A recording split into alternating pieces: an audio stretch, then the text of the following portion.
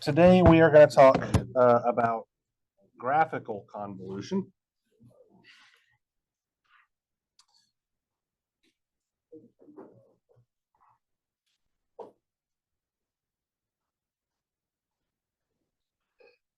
And much as the name implies here, what we're going to be doing is we're going to be convolving two signals. They just happen to be graphs. Okay.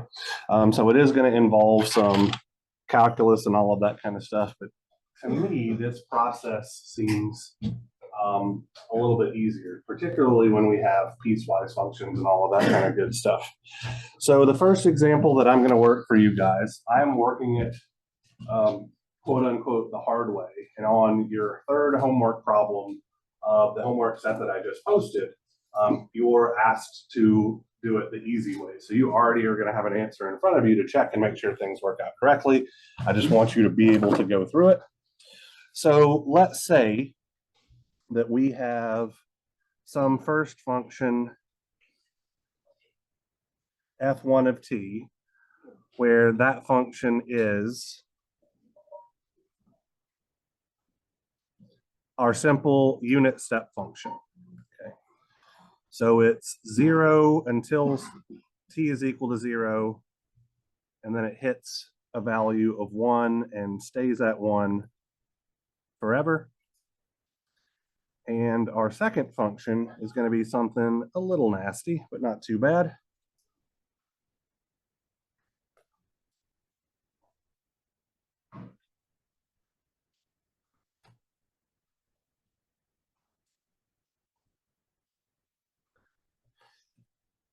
So let's say that it is, just put 2 here and a -2 here. So let's say that our second function looks something like this. So over the interval from -infinity to 0, we have a negative exponential function, where this bit right here is described mathematically as -2e to the positive 2t. Otherwise, it wouldn't behave like this. So, and then up here, over the interval from 0 to positive infinity, we have yet another exponential function, but this one is decaying at a different rate. So this part is going to look like positive 2e to the -1t, like so. So the easy way to approach this problem, if we were trying to convolve f1 and f2, would be to flip the function f1 and then slide it around, and you'll see what I mean by that in a moment. But like I said, I'm going to do this the hard way for you guys. So I am going to wind up flipping and sliding f2 while leaving f1 alone. So just as a quick refresher, our definition for convolution. So if y of t is some function f1 of t convolved with some function f2 of t, this should be the integral from -infinity to positive infinity. The reason why I'm using these bounds is because f2 of t is not causal, so it exists before t is equal to 0. So we do have to pay attention. So this is just an exercise, not anything we could ever physically realize, of f1 of tau times f2 of t minus tau d tau. So the first thing that I'm going to do is that is loud. Christian, would you mind closing that door? Because whoever's dragging that cart around is going to bother us the entire class meeting. We're getting rid of a bunch of old transformers from the old power lab. So I need to pick which one that I'm going to flip and slide. And so that means which one I'm going to replace my variable with t minus tau. So like I said, that's going to be this guy down here. And then the other one is just going to be replacing my variable with tau. So yes. On the -2e to t is -2e. So I only have negative values of t, right? Oh, okay. I got it. Yeah. No problem. So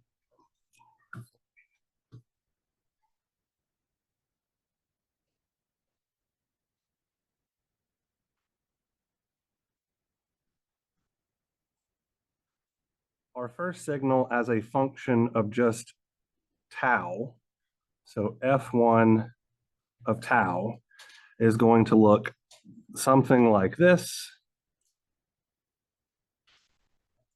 And sorry, that should be tau down here. And so it should be literally the exact same function because I've just replaced the variable.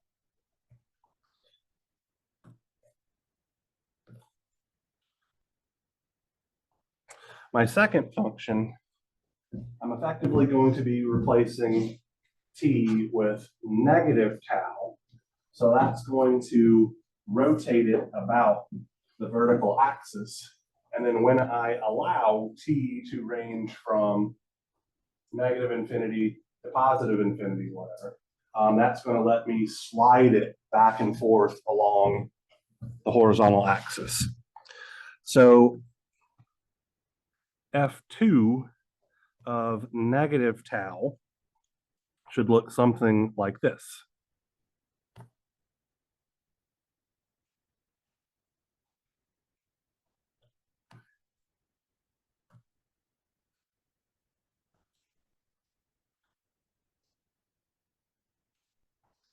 Where this part right here is 2e to the positive tau. And this part right here is negative 2e to the 2 negative tau. So all I've done is just everywhere I had t before, I'm replacing it with negative tau. Okay. Where this value is 2 and this value is negative 2. Okay. So we're going to break this analysis up into different cases for what the allowable values of lowercase t are. Okay. So effectively, I'm just multiplying these two signals, but that multiplication is going to mean different things at different times. So let's start with case number 1, where t is a negative quantity. Okay? So that means I'm going to be sliding this thing over to the left. Okay. So when t is less than 0, I should have something that looks like this. 1, 2, 3. There we go.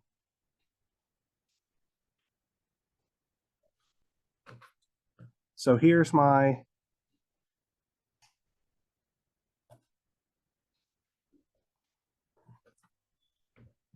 signal f1 of tau by itself. And then I'm going to choose to do the second one in a different color just so that we can differentiate between the things. Okay. So let's do this one in purple. So if t was just some negative number, we might have something that looks like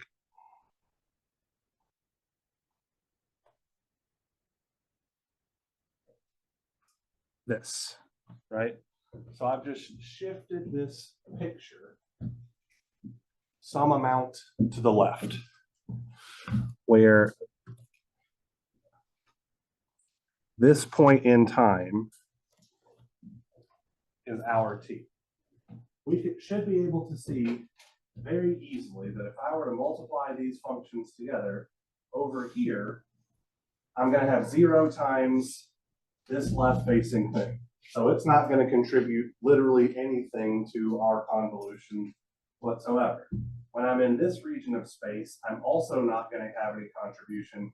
But when I get here, there is overlap between the two functions. And so I should get something out of my integration. Okay. So I'm going to choose to kind of fill this in to tell me what it is that I'm finding the area of. Okay. So using my convolution integral, I can say that y of t will be equal to, and so now let's figure out what our limits of integration should be. So we should be starting at 0 because that's the first point in time where our product isn't just going to give us 0. And we are going to have to integrate all the way out to infinity because this exponential function exists all the way out to infinity, to tau is equal to infinity. And this unit step function exists all the way out to tau is equal to infinity, right? This guy never turns off a distant time in the future, and an exponential function technically never truly decays all the way down to 0. So my limits for integration should be 0 to infinity.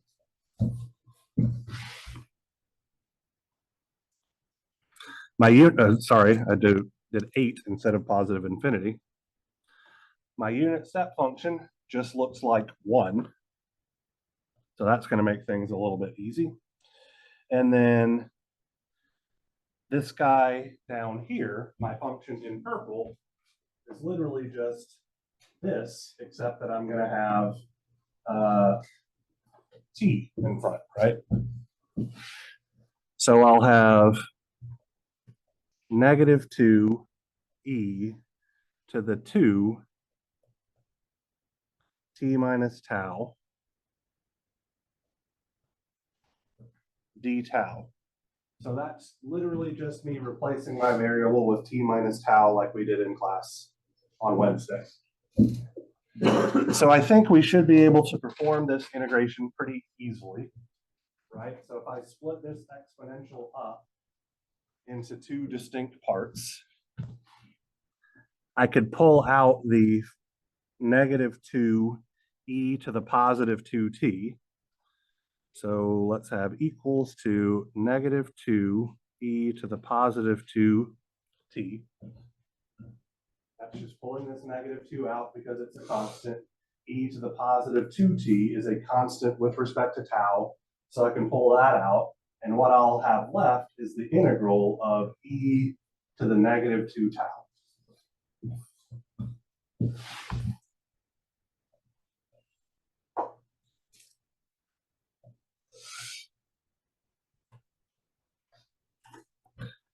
D tau.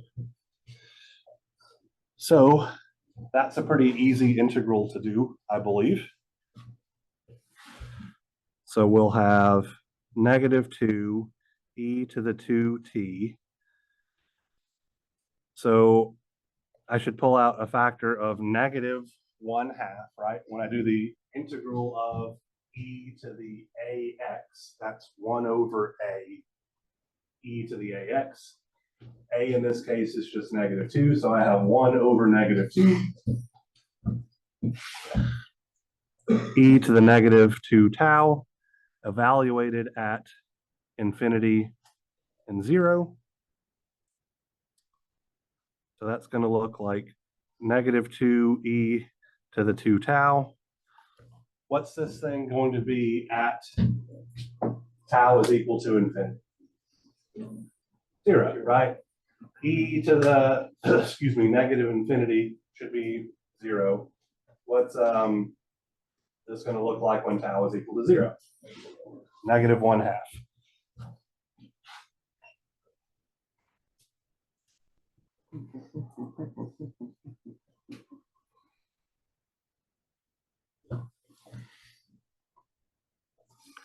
So 0 minus negative would be plus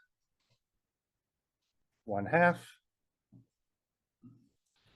And that 1/2 cancels that factor of 2, leaving us with minus e to the positive 2t. And this is only true for t less than 0, because that's the case that we're evaluating. So are we okay? Yes, Caden. In your original integral, should that be negative t minus tau? No. Oh. So it should be positive t minus tau. So all I'm doing, just let me go back up to my fundamental definition of convolution, right? So for one function, I'm replacing the variable t with tau. On the other function, I'm replacing the variable t with t minus tau. The fact that we have a function of tau now, or a function of negative tau, is why I have it flipped over. But my variable should be t minus tau, because that's what's telling me flip it and then slide it around as t assumes different values. So just to be super duper clear here, effectively, I'm going to put this thing in, and everywhere I see t, I replace it with t minus tau.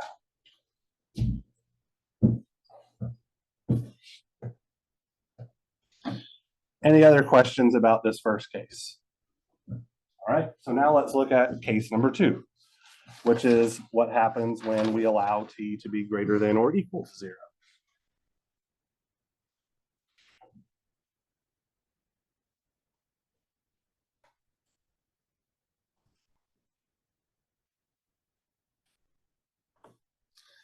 So, just put my plot out here again.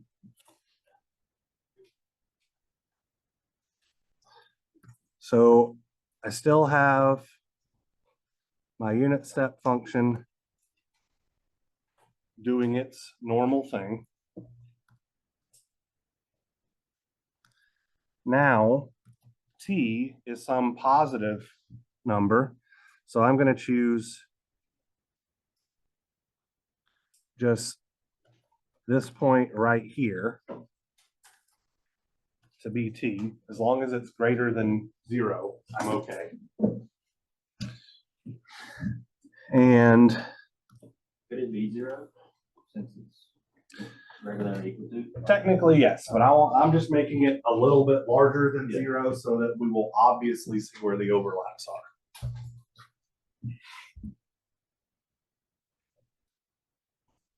So we've got this guy right here, and then this guy right here. And so our overlap area would be all of this. So I think we are going to have to break our integral up into 2 parts, right? Because we have a piecewise function.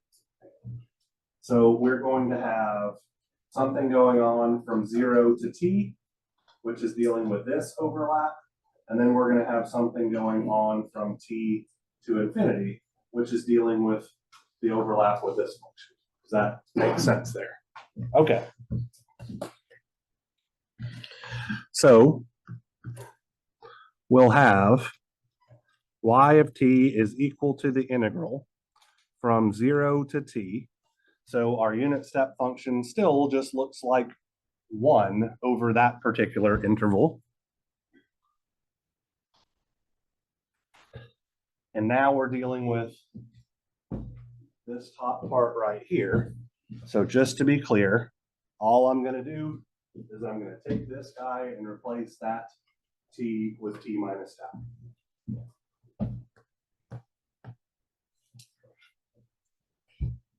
So we should have 2 negative, there's going to be 2e to the negative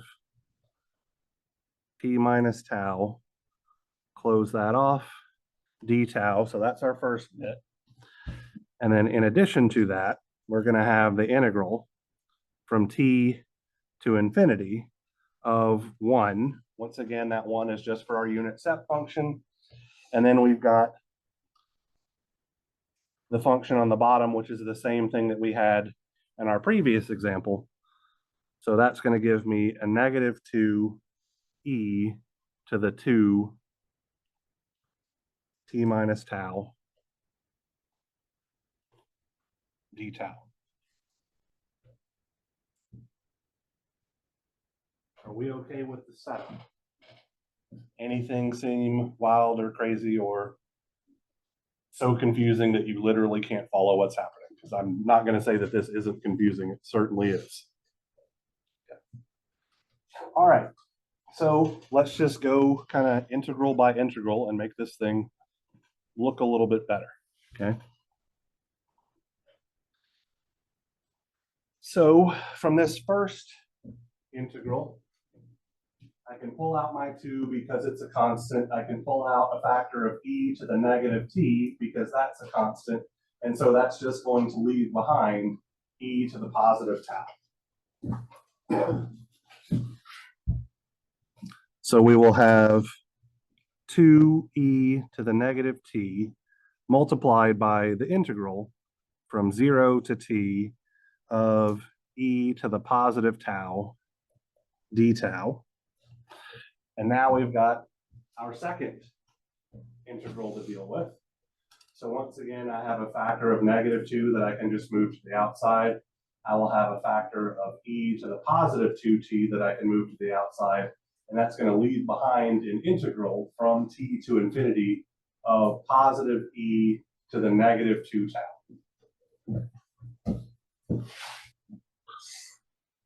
So we'll have minus 2e to the positive 2t integral from t to infinity of e to the negative 2 tau d tau.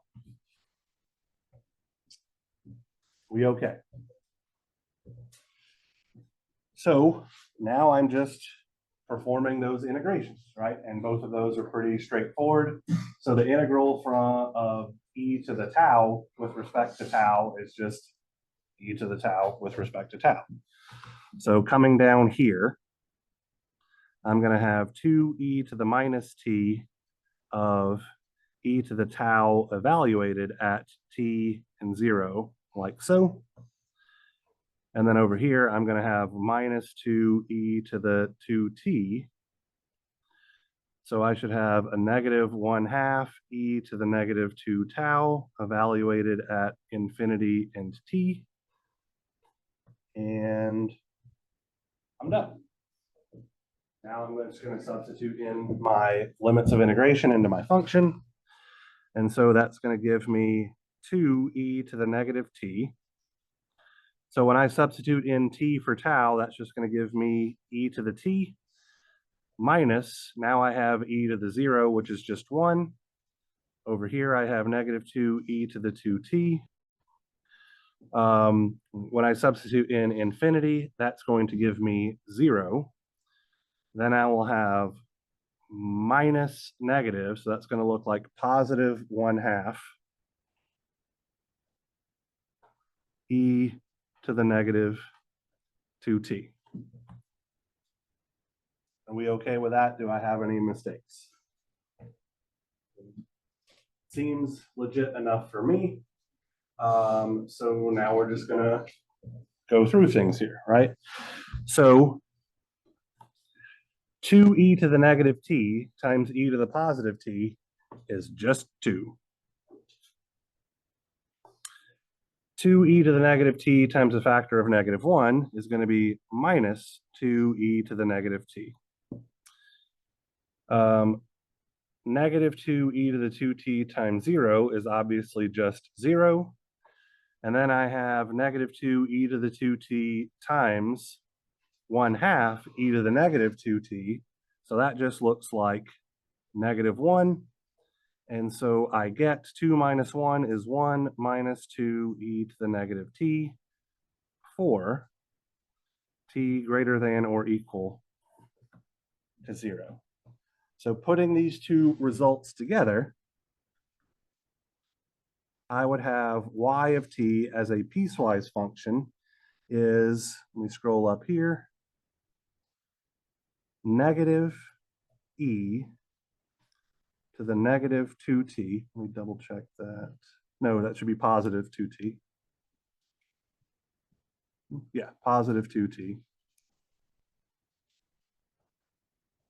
For 0 less than t, or 1 minus 2e to the negative t for t greater than or equal to 0 in terms of unit step functions, because if you look at the homework assignment, when I give you my answers, I don't put it in a piecewise function like this just because I can't figure out how to make Word do that and make it look pretty. So I used unit step functions. Okay?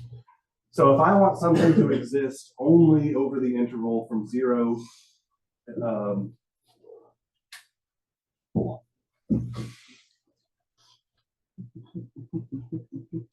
t less than 0. Do I have that? I have those backwards, my bad. How would I do that?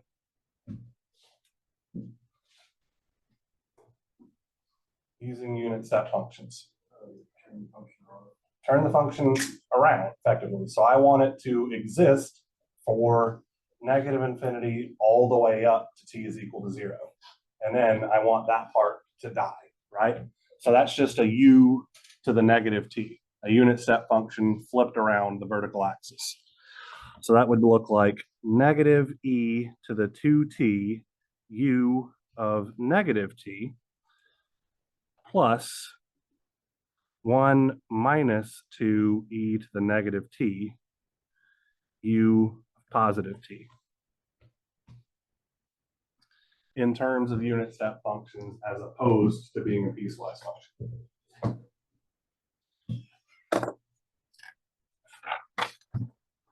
So how did you guys feel about that? Not, yes. So to clarify, you're graphing perspective. That is correct. You're taking the functions from the t, and then you're doing the t down. Yes. All right, so let's look at another problem here. I'm going to give myself plenty of room, so I'm starting with another sheet of paper, and probably looks like it took me just 2 sheets of paper to do this one. So let's say that I have a function x of t that looks something like this.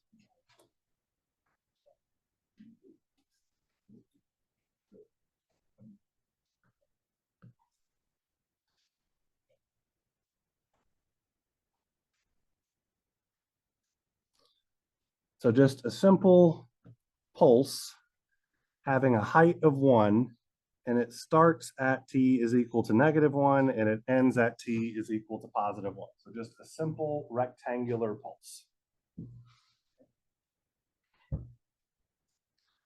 And let's say that I have a function h of t that looks something like this.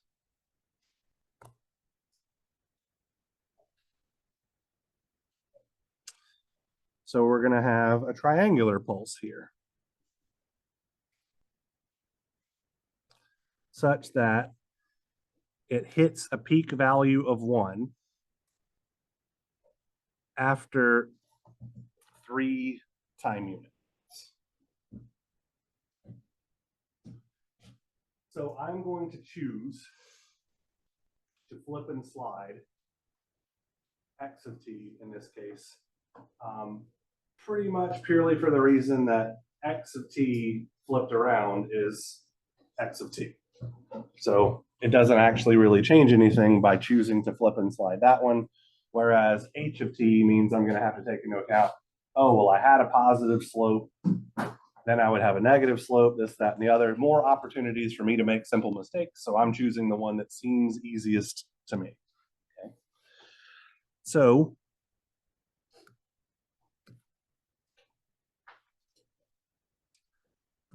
this guy flipped around, so x as a function of negative tau is just going to be the same picture.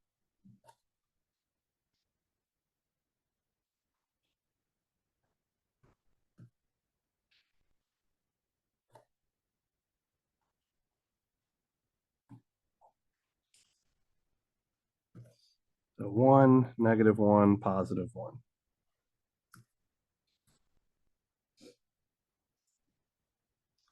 And then this guy, as a function of tau, is also just going to be the same picture.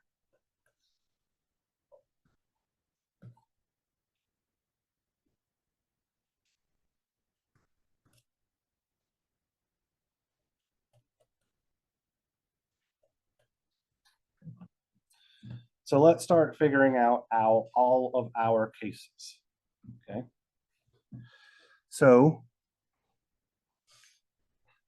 to me, our first case would be, let's say if we made t very negative, okay? And I'll wind up putting the limits on things here in a moment, okay? So if we made t to be some very negative quantity,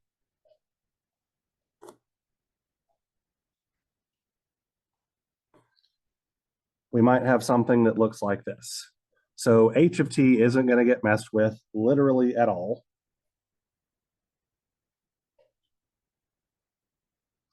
This is not to scale for what it's worth.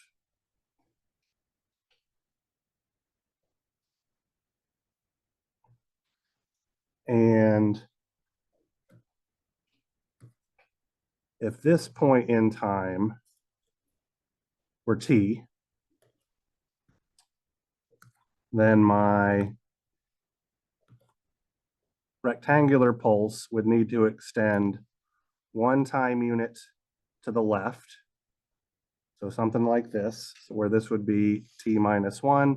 And it would also need to extend one time unit to the right, where this is t plus 1. So what is the interval of time to where the relationship between these two things will always be the same? Effectively, I have a case where there is no overlap. So as soon as I hit t is equal to -1, this edge is going to start overlapping this thing. So my first case should be, I believe, for all t less than -1, okay? So I'm just taking into account what happens when there is no overlap because this function is way to the left, not impinging on this guy at all. It should be pretty damn obvious what the integral of the product of those two functions is. What is it? Do they overlap? So the answer is 0. Yeah. So just to clarify, y of t in this case would be the integral from -infinity to +infinity of just x of t minus tau times h of tau d tau, and this is 0 because there is no overlap. So that part is pretty straightforward. So now we're just going to slide this guy over a little bit until they start to overlap. Okay, so I'm going to draw a picture that represents that. And then we'll figure out when this case is effectively going to stop, just like we did with the previous one.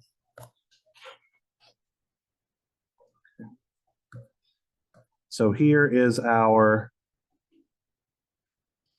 h of tau function.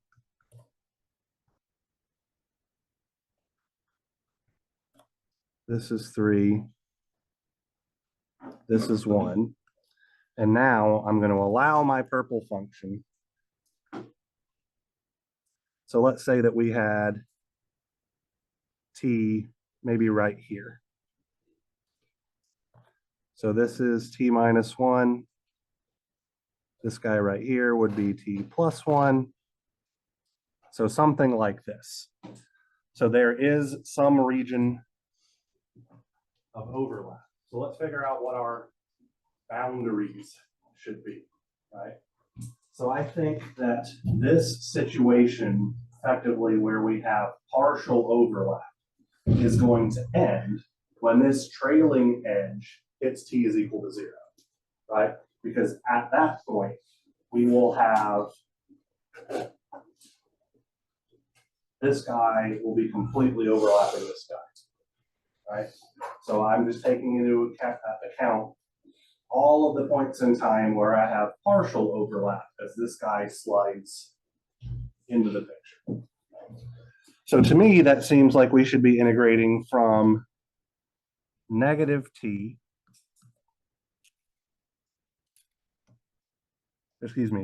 negative 1 is less than t is less than positive 1. So as soon as we allow t to be positive 1 or greater, then we're at a point where there's complete overlap between the two functions.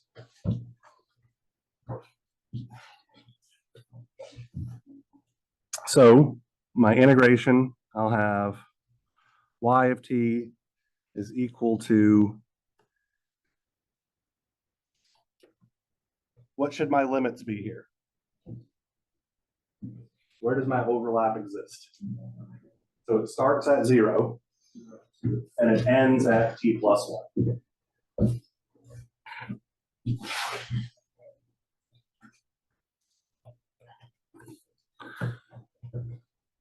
My rectangular pulse just has a value of 1 over that entire interval. What should my triangular pulse be?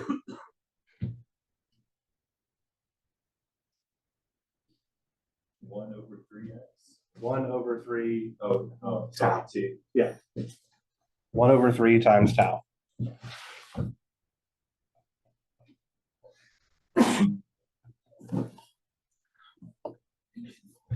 And so we should be able to do this math pretty easily.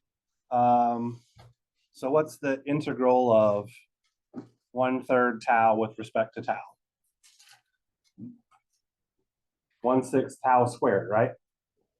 So we had the integral of x with respect to x. It would be 1/2 x squared. So we're just doing the same thing. We're multiplying 1/3 by a factor of 1/2, and then we're squaring the variable. So that's going to look like 1/6 tau squared evaluated at t plus 1 and 0. So I think that's simply just 1/6 of t plus 1 squared. Again, this is only true over this interval.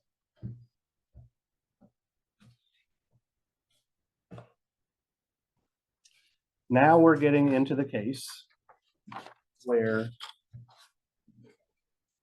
our rectangular pulse is completely overlapping our triangular pulse.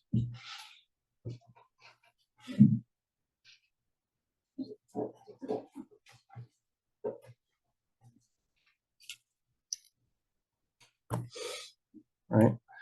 So something akin to this.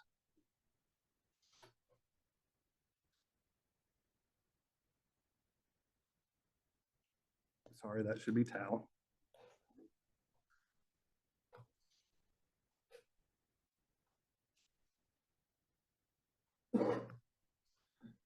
So here is 3. This is our height of 1. If we put t arbitrarily somewhere here in the middle, then this would be t minus 1. Over here would be t plus 1. And we have complete overlap of both functions.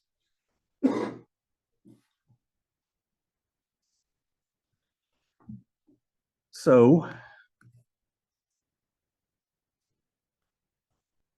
what should be our limits of integration here? T minus 1 to t plus 1. Exactly right. Just t minus 1 to t plus 1.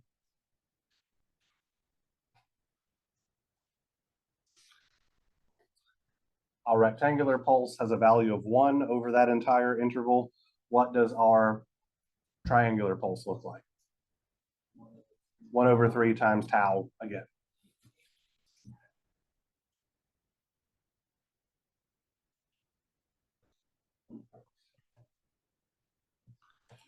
And so this should once again be just 1/6 times tau squared evaluated at t plus 1 and t minus 1.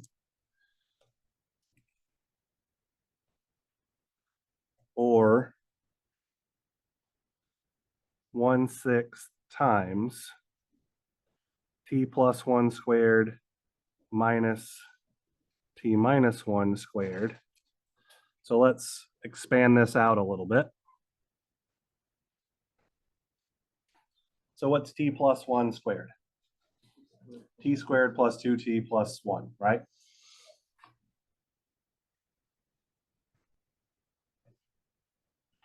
What's t minus 1 squared? T squared minus 2t plus 1. So sorry, that is definitely not a t. T squared minus 2t plus 1, but there's a negative sign that's going to be multiplying all of that. So I'm just going to distribute that through really quickly. And so we should see that this t squared cancels out this negative t squared, this plus 1 cancels out this negative 1, and we wind up getting 4t over 6, which is the same thing as 2t over 3. So just 2/3 t over this interval. Everybody okay with that? So now we're getting to the case as we slide this thing where the leading edge of our rectangular pulse is going to go beyond the border of our triangular pulse, right?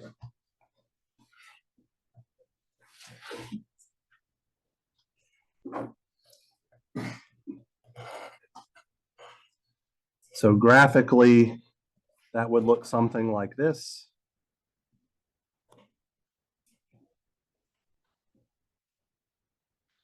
So give myself some more space. Here's tau. Actually, let me give myself a little bit more space than that.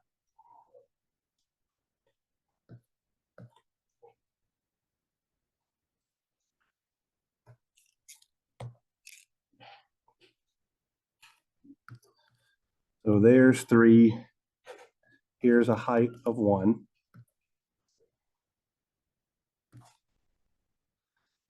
Let's put t right here.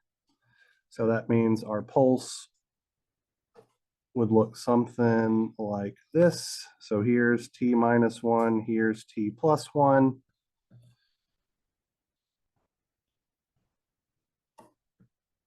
So what should our limits of integration be? T minus 1 to 3. Absolutely right.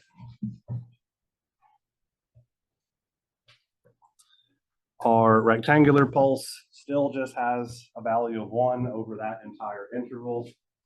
Our triangular pulse still just has a value of 1/3 tau over that entire interval.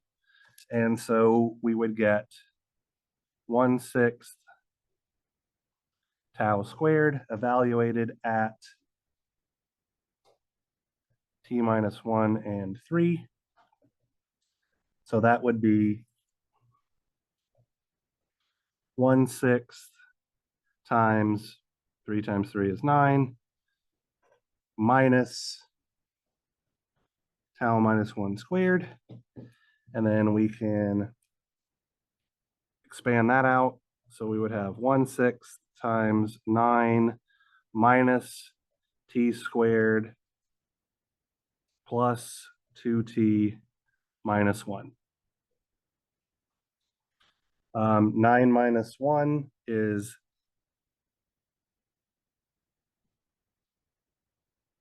8. Hold on. Okay. So we've got a factor of 1/6. We've got negative t squared plus 2t plus 8. So I am going to be lazy, and I'm just going to pull that factor of negative out there just because I don't like having a negative t squared leading things off.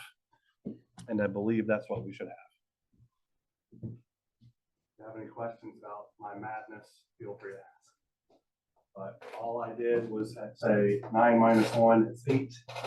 And then I pulled the factor of -1 out of +8, which is why I have -8 and a negative sign up here. I pulled the factor of -1 out of this -t², which is why I have +t². I pulled the factor of -1 out of +2t, which is why I have -2t. And then our last case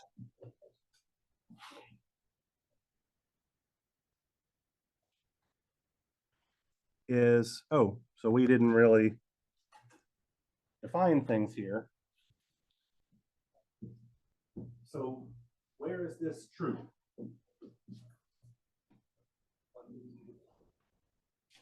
So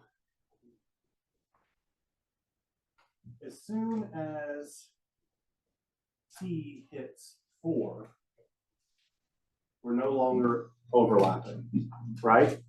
So that's our maximum possible value. For t greater, if t were less than 2, we would have our original case, right? Because we would have total overlap between these two things. So I think this case is only true when t is between +2 and +4, based on the width of the sky. Walker.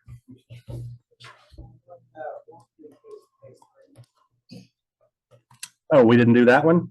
Okay, no, that's a fantastic point. Okay. So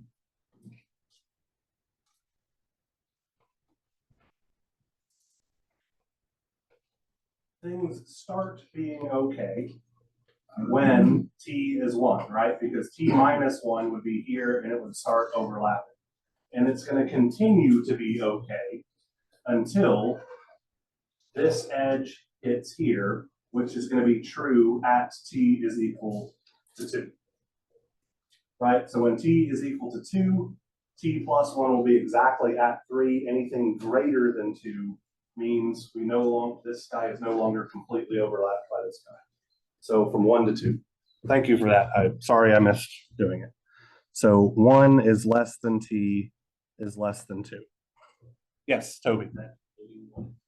Yes. So I could put greater than or equals to if I were so inclined. I tend to play fast and loose with the equals, greater than or equals, and just greater than, because I don't really put that much thought into it. But yes, you're correct. All right, so what should our last case be? When our rectangular pulse has just slipped on past the triangular pulse completely, right? So something akin to this. So here is our triangular pulse.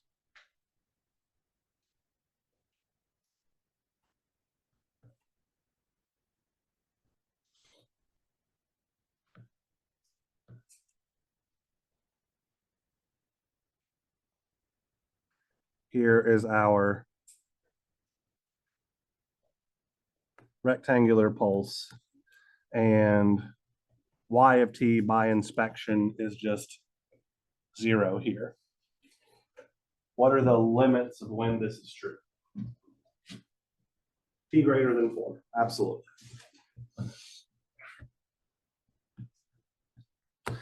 And so putting all of these results together, we would have y of t is equal to, so as a piecewise function, we have 0 for t less than -1. We have 1/6 of t plus 1 squared for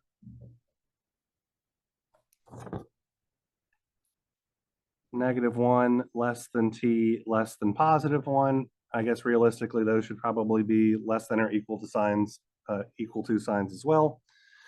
Then we have 2/3 t over the interval 1 is less than t is less than or equal to 2. We have -1/6 of t squared minus 2t minus 8 for 2 is less than or equal to t is less than or equal to 4, and then 0 again for t greater than 4. So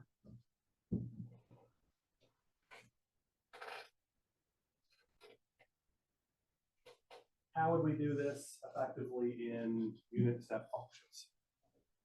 So when it's 0, we don't really need to worry about much of anything, right? So for this guy right here, this would look like u of t plus 1 minus u of t minus 1. Okay. So let me just write that. So u of t plus 1, so that would be a unit step function time shifted 1 unit to the left so that it turns on at t is equal to -1, because this exists at t is equal to -1. And then we would subtract from that u of t minus 1. So that is a unit step function that doesn't turn on until t is equal to +1. So this would be a pulse having width 2. It's actually exactly how we would describe our original pulse in unit step functions. And this thing right here would be multiplied by that actual function. Okay. So that we turn that thing on at t is equal to -1, we turn it off at t is equal to +1. Similar thing here. We should have u of t minus 1 minus u of t minus 2. This guy right here would be u of t minus 2 minus u of t minus 4, and we'd be good to go.